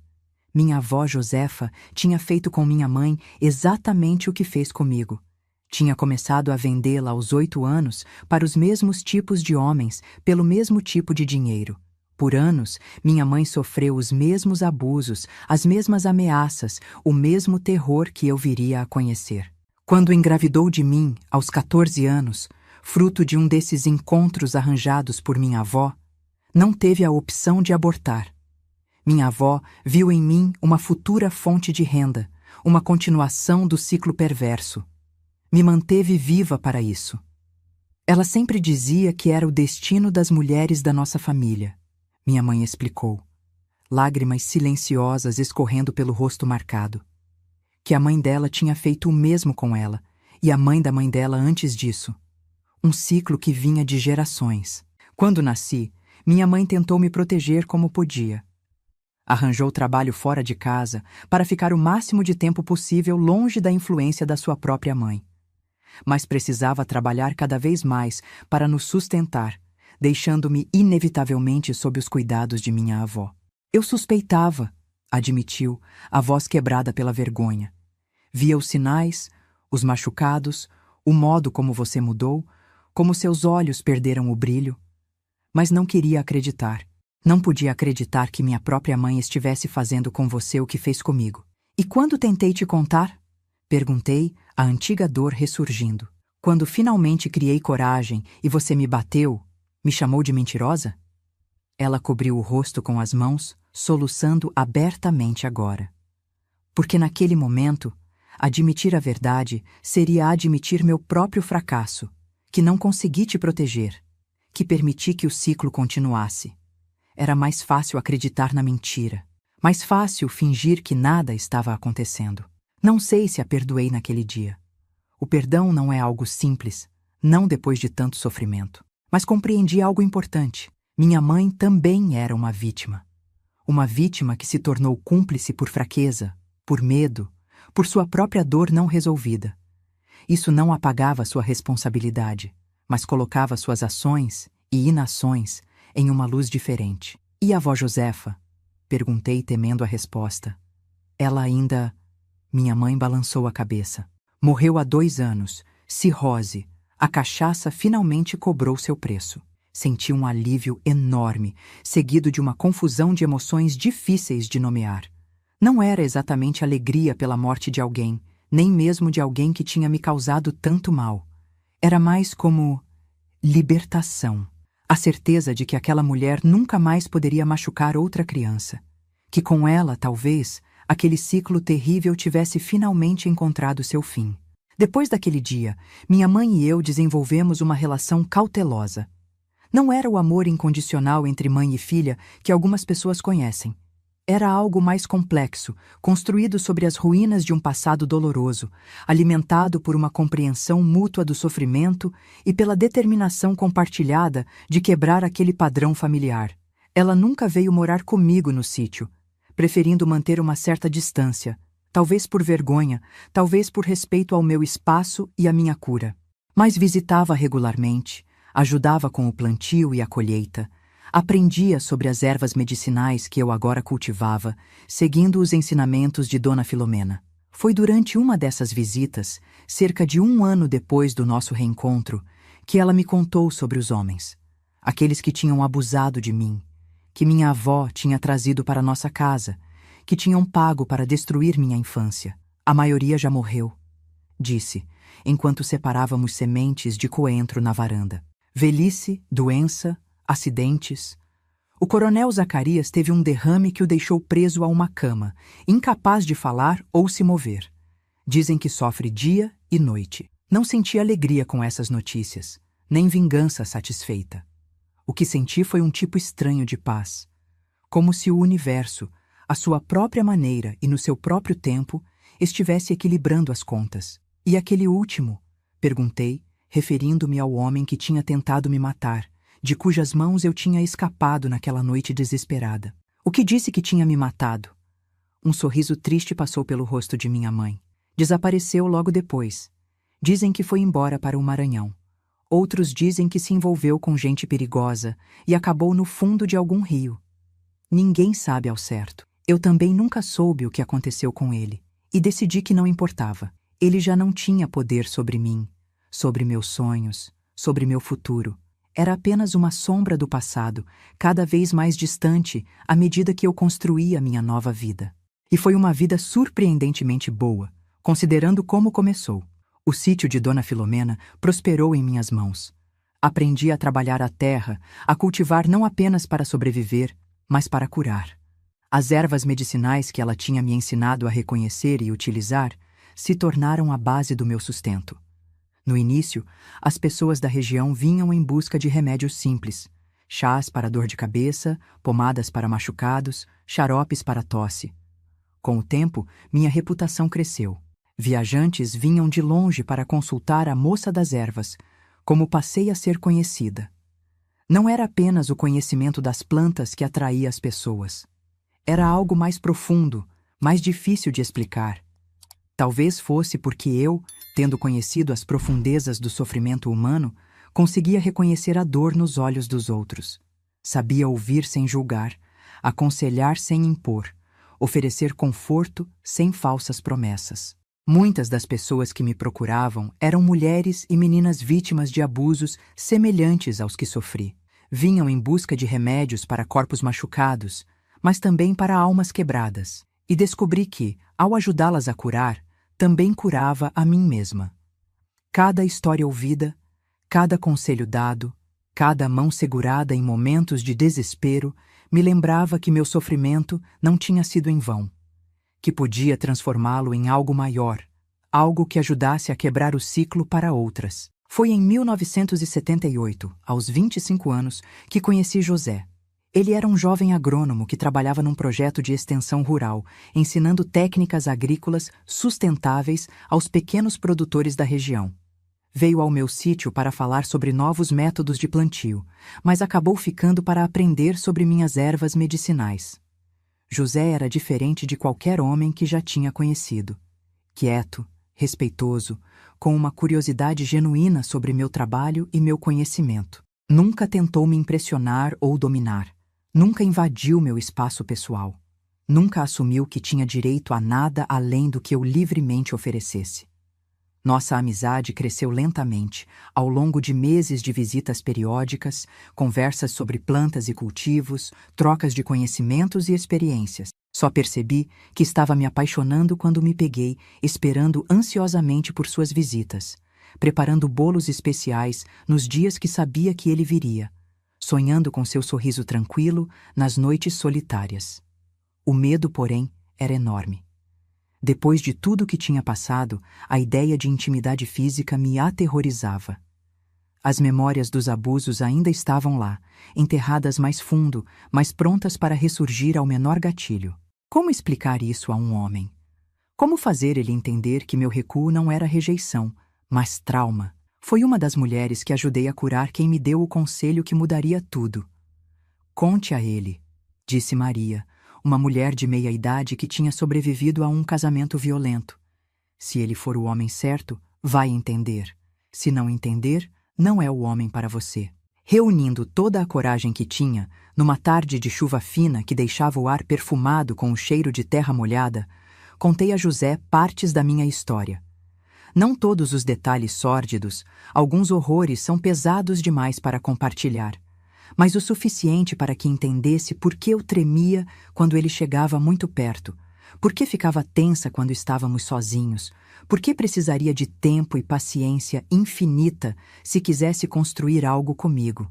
Ele ouviu em silêncio, os olhos fixos nos meus, lágrimas não derramadas brilhando ocasionalmente. Quando terminei, esperava ver pena, talvez repulsa, ou aquela curiosidade mórbida que muitas pessoas têm diante do sofrimento alheio. O que vi foi respeito, profundo, sincero respeito. Obrigado por confiar em mim com sua história, ele disse simplesmente. Deve ter exigido muita coragem. Quero que saiba que nunca, jamais, farei qualquer coisa que te cause medo ou desconforto. Podemos ir no seu ritmo, sempre. E se esse ritmo for nunca ultrapassar a amizade, está tudo bem também. Casamos 1 ano depois, numa cerimônia simples no próprio sítio. Apenas alguns amigos próximos, minha mãe e o filho de Dona Filomena, que veio especialmente para a ocasião. Plantei flores ao redor da roseira do anjinho, que agora estava grande e frondosa, para que ela também participasse de alguma forma daquele momento de alegria. Nossa vida juntos teve seus desafios, claro. Houve noites em que acordei gritando, presa em pesadelos onde mãos ásperas ainda me machucavam. Momentos em que um toque inesperado me fazia enrijecer de medo. Situações em que a intimidade se tornava impossível devido a flashbacks repentinos. Mas José nunca reclamou, nunca pressionou, nunca fez eu me sentir quebrada ou insuficiente. Com infinita paciência, me ajudou a redescobrir meu próprio corpo, não como fonte de dor e vergonha, mas de prazer e conexão. 1 ano após o casamento, descobri que estava grávida. A notícia trouxe uma mistura complexa de alegria e terror. Minha única experiência anterior com gravidez tinha sido aquela, aos 12 anos, terminada brutalmente com um aborto forçado que quase me matou. A ideia de carregar uma criança dentro de mim novamente despertava memórias que preferia manter enterradas. Tenho medo, confessei a José uma noite, deitados na nossa cama simples de madeira que ele mesmo tinha construído. E se não conseguir amar essa criança? E se vê-la me fizer lembrar de tudo que passei? Ele segurou minha mão entre as suas, aquelas mãos calejadas pelo trabalho na terra que nunca, nem uma vez, tinham me causado dor. Então vamos enfrentar isso juntos, prometeu. Um dia de cada vez. Nina nasceu numa madrugada quente de março de 1980, após um parto difícil que durou quase 20 horas. Quando a parteira a colocou em meus braços, pequena e vermelha, chorando com força, algo extraordinário aconteceu. Todo o medo, toda a apreensão, todo o terror antecipado simplesmente desapareceu. No lugar deles, um amor tão imenso, tão avassalador, que mal cabia no peito. Olhando para aquele rostinho perfeito, fiz uma promessa silenciosa. Essa criança nunca conheceria o tipo de dor que conheci. Nunca sentiria medo dentro da própria casa. Nunca duvidaria do amor incondicional dos pais. E, acima de tudo, nunca, jamais seria forçada a crescer antes do tempo. Nina foi a primeira de 3 filhos. Depois vieram Mateus e Clara, cada um trazendo mais luz e amor para nossa família. Criei-os com uma combinação de proteção feroz e liberdade cuidadosa. Queria que fossem fortes, independentes, capazes de reconhecer o perigo, mas sem o peso esmagador da desconfiança que eu carregava. Contei minha história para eles quando estavam crescidos o suficiente para entender. Não todos os detalhes horríveis, mas o suficiente para que soubessem de onde vinham, que ciclos tínhamos quebrado, que escolhas tínhamos feito para garantir que o passado não determinasse o futuro. Vovó, Nina me disse uma vez, já adulta, com filhos próprios, como conseguiu? Como sobreviveu a tudo isso? E ainda assim se tornou alguém tão cheia de amor? A pergunta me pegou de surpresa. Nunca tinha pensado nisso nesses termos. Sobreviver tinha sido instinto. Amar tinha sido escolha. Dia após dia, decisão após decisão, escolhendo não deixar que o ódio e o ressentimento envenenassem o que tinha conseguido construir. Tive ajuda, respondi finalmente. Dona Filomena, as freiras do abrigo, seu pai, pessoas que me mostraram que havia bondade no mundo, mesmo depois de eu ter conhecido o pior dele. E tive vocês, meus filhos, que me deram uma razão para quebrar o ciclo, para ser melhor do que aqueles que vieram antes de mim.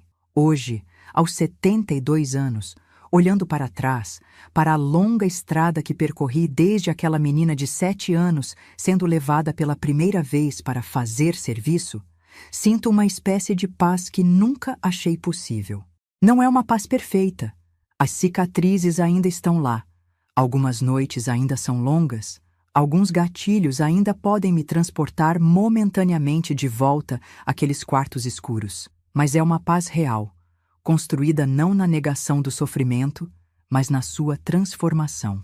Uma paz que vem de saber que, apesar de tudo que tentaram tirar de mim, inocência, dignidade, até a própria vida, não conseguiram tirar minha capacidade de amar, de curar, de crescer. A menina que correu nua por uma estrada de terra, sangrando e aterrorizada, encontrou não apenas refúgio, mas propósito. O ciclo de gerações de abusos, que parecia destinado a continuar, foi quebrado por minhas mãos, por minhas escolhas, por minha recusa em aceitar que a dor fosse tudo que a vida tinha a oferecer. E se há uma lição que gostaria de deixar para quem ouve minha história, é esta: não importa quão profunda seja a escuridão, há sempre um caminho para a luz. Não importa quantas vezes tentem quebrar você, há sempre a possibilidade de se reconstruir, mais forte, mais sábia, mais completa. A cura não apaga as cicatrizes, mas as transforma em marcas de uma batalha vencida, de uma vida reclamada. O tempo tem um jeito curioso de passar. Quando olhamos para trás, décadas parecem se comprimir em momentos, como páginas de um livro folheadas rapidamente pelo vento. Nesses momentos de reflexão, vejo claramente como cada escolha, cada pequena vitória sobre o medo, me trouxe até aqui, até esta varanda, onde agora balanço na cadeira que José construiu para mim há quase 40 anos. Reconstruir uma vida, depois de ter sido quebrada tão profundamente, não é um processo linear. Não há um momento único de cura completa, um dia mágico em que acordamos e todo o trauma desapareceu. É mais como aprender a conviver com uma parte de si que ficou alterada para sempre, mas sem permitir que essa parte defina quem você é ou quem pode se tornar. Quando Nina completou 7 anos, a mesma idade que eu tinha quando minha avó começou a me vender, passei por um período de ansiedade tão intensa que mal conseguia dormir. Ficava acordada, observando minha filha dormir, aterrorizada com a ideia de que algo horrível pudesse acontecer com ela, que eu pudesse falhar em protegê-la, assim como minha mãe falhou comigo. José percebeu, claro. Ele sempre tinha uma sensibilidade especial para os momentos em que o passado voltava a me assombrar. Você não é sua avó, ele me lembrava gentilmente. Nem sua mãe. Você é Zuleide, a mulher mais forte e amorosa que conheço. Nina está segura conosco. Era verdade, mas o medo não é racional. Só comecei a me acalmar quando Nina passou dos 12 anos, a idade em que fugi, saudável, feliz, protegida, amada. Quando completou 15 sem nunca ter conhecido o tipo de horror que marcou minha infância, finalmente pude respirar um pouco mais aliviada. Tínhamos quebrado o ciclo. A maldição de gerações não tinha alcançado minha filha. Ao longo dos anos 80 e 90, nosso pequeno sítio se transformou. Com o conhecimento de José sobre a agricultura sustentável e meu próprio saber sobre plantas medicinais, criamos um lugar que não era apenas nossa casa, mas um centro de cura e aprendizado para a comunidade. Comecei a receber mulheres, cada vez mais delas, que vinham em busca não apenas de remédios para o corpo, mas para a alma.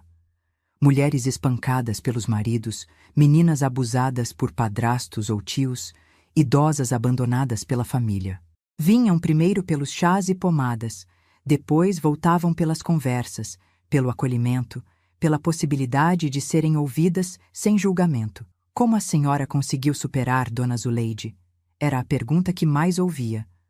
Como encontrou forças para seguir em frente? Nunca tive respostas fáceis. Cada pessoa é única. Cada trauma deixa marcas diferentes. O que funcionou para mim poderia não funcionar para outras. Mas havia algo que sempre compartilhava. A ideia de que somos mais fortes do que imaginamos, que dentro de nós existe uma capacidade de regeneração que vai além do que parece possível nos momentos de maior desespero. Em 1988, formalizamos nosso trabalho criando a Associação Flores do Sertão. Com a ajuda de alguns amigos, incluindo seu Augusto, o professor aposentado que tinha me incentivado a estudar anos antes, conseguimos um pequeno financiamento para construir algumas instalações básicas. Uma sala maior para atendimentos, um galpão para processamento das ervas, um espaço para reuniões e oficinas. O objetivo era simples: oferecer às mulheres da região não apenas ajuda emergencial, mas ferramentas para reconstruírem suas próprias vidas. Ensinávamos desde técnicas de plantio e preparo de remédios naturais, até noções básicas de direitos, alfabetização para as que não sabiam ler e, principalmente, formas de se tornarem financeiramente independentes. A independência financeira é o primeiro passo para a liberdade. Eu sempre dizia: quando você pode se sustentar, pode escolher ficar ou partir. Era um trabalho que exigia paciência infinita. Muitas mulheres voltavam para relacionamentos abusivos várias vezes antes de conseguirem sair definitivamente. Algumas nunca conseguiam, mas cada pequena vitória, uma mulher que finalmente denunciava o agressor, uma jovem que voltava a estudar, uma idosa que recuperava sua dignidade, era celebrada como um triunfo maior. Nossa família cresceu junto com o trabalho. Nina, Mateus e Clara foram criados entre essas mulheres corajosas, aprendendo desde cedo sobre compaixão, justiça e a importância de estender a mão a quem precisa.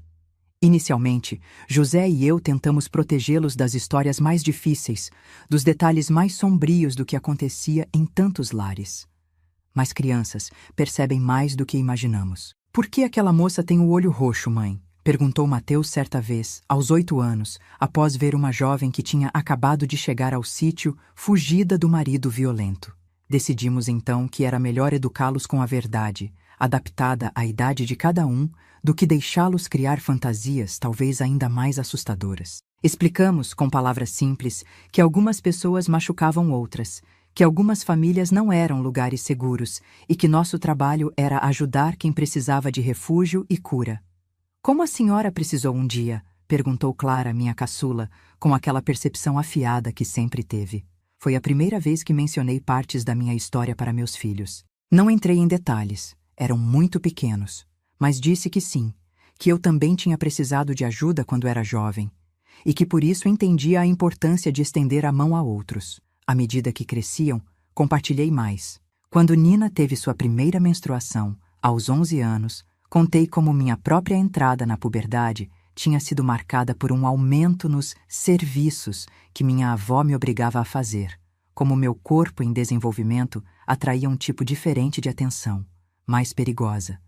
Não para assustá-la, mas para que entendesse a importância de falar abertamente, de nunca guardar segredos que machucam, de confiar que seus pais sempre acreditariam nela. Quando Mateus, aos 14 anos, começou a mostrar interesse por uma colega da escola, conversamos sobre consentimento, sobre como o desejo nunca justifica impor-se a outra pessoa, sobre como o verdadeiro homem não é aquele que domina, mas aquele que respeita.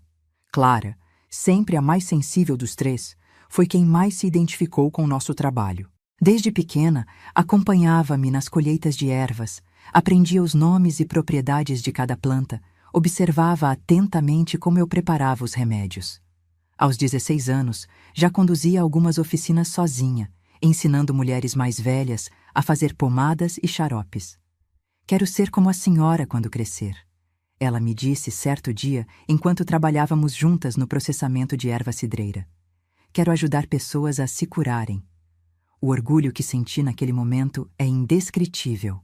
Não era apenas o orgulho de mãe vendo a filha encontrar seu caminho, mas a sensação profunda de que algo tinha sido redimido, que do solo árido do sofrimento tinha brotado não apenas sobrevivência, mas propósito que se estendia para além de mim mesma.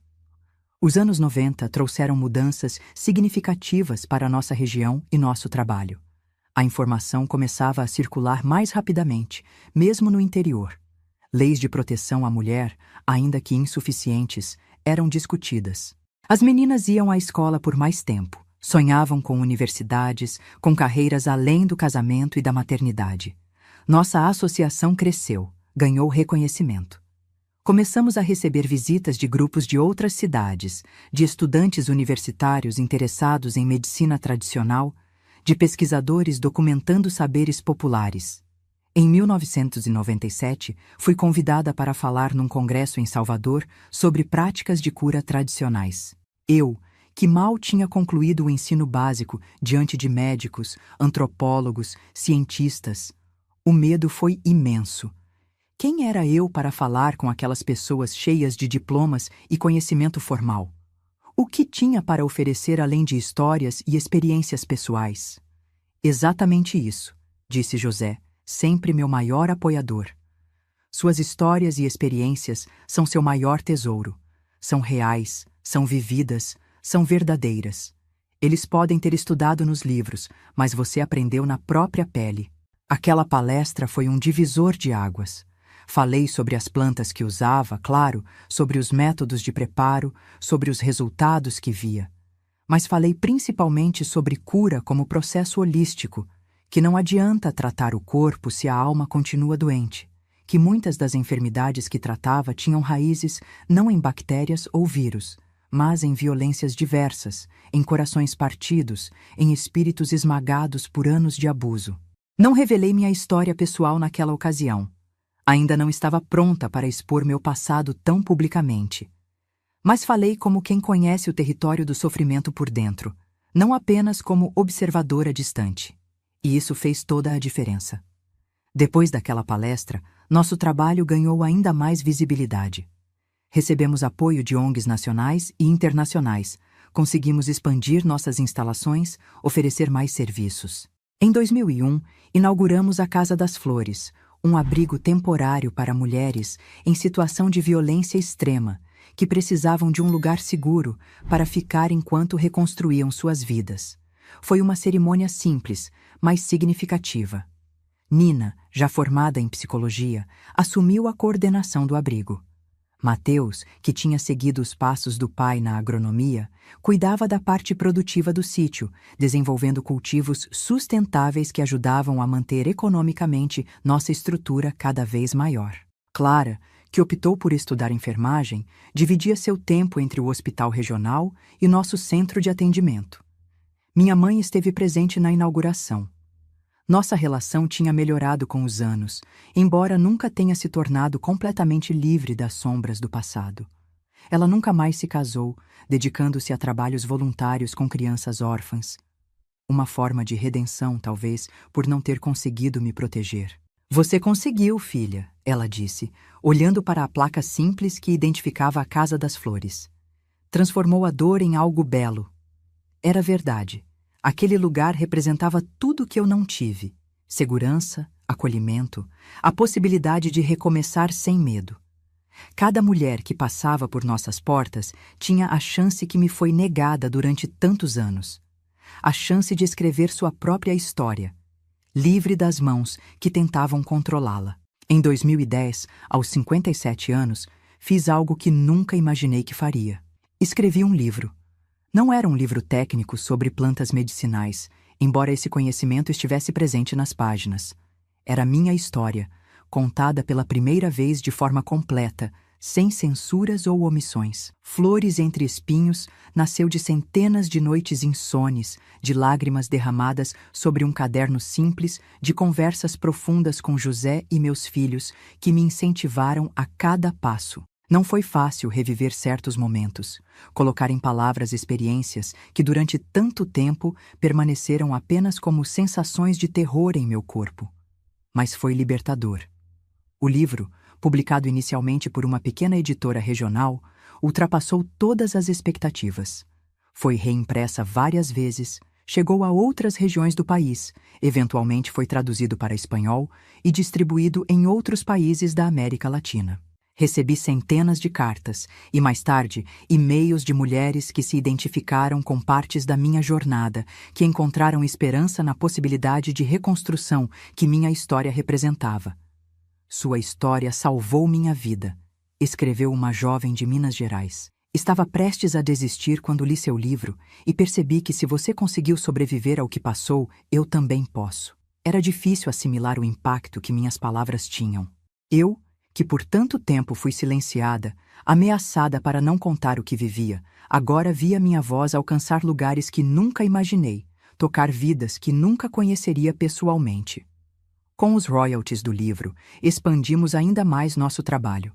Criamos um programa de bolsas de estudo para jovens sobreviventes de violência, uma biblioteca comunitária especializada em direitos das mulheres, oficinas de capacitação profissional em áreas diversas. Nosso pequeno sítio se transformou num verdadeiro centro de transformação social, recebendo pessoas de todo o país. José esteve ao meu lado em cada etapa dessa jornada, meu companheiro, meu porto seguro. Mesmo quando o trabalho exigia viagens, palestras, reuniões, ele nunca reclamou, nunca me fez sentir dividida entre minhas responsabilidades familiares e minha missão maior. Seu propósito é parte de quem você é, ele dizia. E eu me apaixonei por quem você é, não por quem achei que poderia moldar. A vida, no entanto, sempre nos lembra de sua natureza impermanente. Em 2018, José foi diagnosticado com um câncer agressivo no pâncreas. Em apenas 6 meses, o homem forte que tinha sido meu apoio por mais de 4 décadas definhou diante dos meus olhos, consumido pela doença que nem os melhores tratamentos conseguiram deter. Sua partida foi tranquila, em casa, cercado por mim, nossos filhos e netos. Não tenho arrependimentos, foram suas últimas palavras para mim. Vivemos uma vida boa, Zuleide, uma vida de amor e propósito. O luto foi profundo, mas diferente de qualquer dor que já tinha experimentado. Não era o desespero corrosivo do trauma, mas uma tristeza luminosa, tecida com fios de gratidão por tudo que tínhamos compartilhado. Chorei, não porque nossa história tinha terminado tragicamente, mas porque tinha sido bela demais para não deixar saudade. Os anos seguintes foram de ajustes, de descobrir como continuar sem aquele que tinha sido meu parceiro de vida por tanto tempo. Nossos filhos temiam que eu me isolasse, que perdesse o interesse pelo trabalho que tinha sido nossa paixão compartilhada. Mas descobri que o legado de José continuava vivo não apenas nos traços de nossos filhos e netos, mas na própria estrutura do que tínhamos construído juntos. Aos 65 anos, decidi que era hora de passar o bastão. Nina, Mateus e Clara já administravam grande parte das atividades da associação. Uma nova geração de mulheres, muitas delas filhas e até netas das primeiras que ajudamos, estava assumindo posições de liderança, trazendo ideias frescas, abordagens inovadoras. Não me afastei completamente, claro. Continuei orientando, aconselhando, compartilhando o conhecimento acumulado em décadas de trabalho. Mas permiti-me reduzir o ritmo, dedicar mais tempo a coisas simples, como cultivar meu jardim, fazer biscoitos com meus netos, observar o pôr do sol da minha varanda com um chá de erva cidreira nas mãos. Em 2021, aos 68 anos, recebi uma ligação que me deixou sem palavras. Era do Ministério dos Direitos Humanos, informando que eu tinha sido indicada para receber a Medalha de Direitos Humanos, uma das mais altas condecorações do país na área. A cerimônia em Brasília foi surreal. Eu, uma menina do interior da Bahia que aos 7 anos foi vendida pela própria avó, agora sendo aplaudida de pé por autoridades, ativistas, personalidades. Quando chamaram meu nome e li a citação, por sua contribuição extraordinária na luta contra a violência sexual infantil e na criação de metodologias inovadoras de acolhimento e recuperação de sobreviventes. Tive que segurar as lágrimas. No discurso de agradecimento, falei sobre aquela menina de 7 anos, sobre como ela correu nua por uma estrada de terra para escapar do horror, sobre como encontrou mãos estendidas que a ajudaram a se reconstruir. Falei sobre como cada um de nós pode ser essa mão estendida para alguém em desespero, como pequenos atos de bondade podem literalmente salvar vidas. Nenhuma criança deveria passar pelo que passei, concluí. Mas enquanto essa realidade ainda existir, precisamos garantir que exista também esperança do outro lado, que para cada agressor haja 10 protetores, que para cada abuso haja 100 atos de cura, que para cada trauma haja 1000 possibilidades de reconstrução. Hoje, aos 72 anos, olhando para trás, vejo não apenas a dor e o horror que marcaram minha infância, mas também a longa e extraordinária jornada de reconstrução que veio depois. Vejo as centenas de mulheres e crianças que passaram pela Casa das Flores, muitas delas agora construindo suas próprias histórias de superação. Vejo meus filhos e netos crescendo sem o peso do ciclo de violência que marcou gerações da minha família antes deles. Vejo a roseira do Anjinho, agora enorme, cercada por outras flores plantadas por diferentes mãos ao longo dos anos. Um jardim de cura literal e simbólico. E percebo que, de alguma forma misteriosa e profunda, nada foi em vão. Que cada lágrima derramada, cada ferida infligida, cada noite de terror se transformou, através de escolhas conscientes e trabalho constante, em ferramentas para curar não apenas a mim mesma, mas a incontáveis outros. Esta é a alquimia da vida. Nossa capacidade de transformar o chumbo do sofrimento no ouro da sabedoria e compaixão. Não é magia, é trabalho árduo. Não acontece da noite para o dia, mas ao longo de décadas de pequenas escolhas diárias para não se entregar à amargura, ao ódio, ao desespero. Meus queridos que me escutam agora, se esta história tocou seu coração de alguma forma, peço que deixem seu like, se inscrevam no canal e compartilhem com alguém que possa precisar ouvir que a reconstrução é possível, que o fim de um pesadelo pode ser o começo de uma vida significativa. E não esqueçam de entrar no nosso grupo do WhatsApp. O link está na descrição do vídeo. Lá, todos os dias compartilhamos histórias reais de outras vovós como eu, mulheres que carregam em suas rugas não apenas o peso dos anos, mas a sabedoria conquistada nas trincheiras da vida. Também enviamos dicas de autocuidado, reflexões sobre cura e superação, e criamos uma rede de apoio para quem está passando por momentos difíceis. Porque ninguém deveria enfrentar seus demônios sozinho. Ninguém deveria carregar o peso do trauma sem uma mão amiga para dividir a carga. Se você está passando por algo difícil agora, saiba que não está só. Há sempre um caminho para a cura, sempre uma possibilidade de reconstrução, sempre uma nova manhã esperando após a noite mais escura.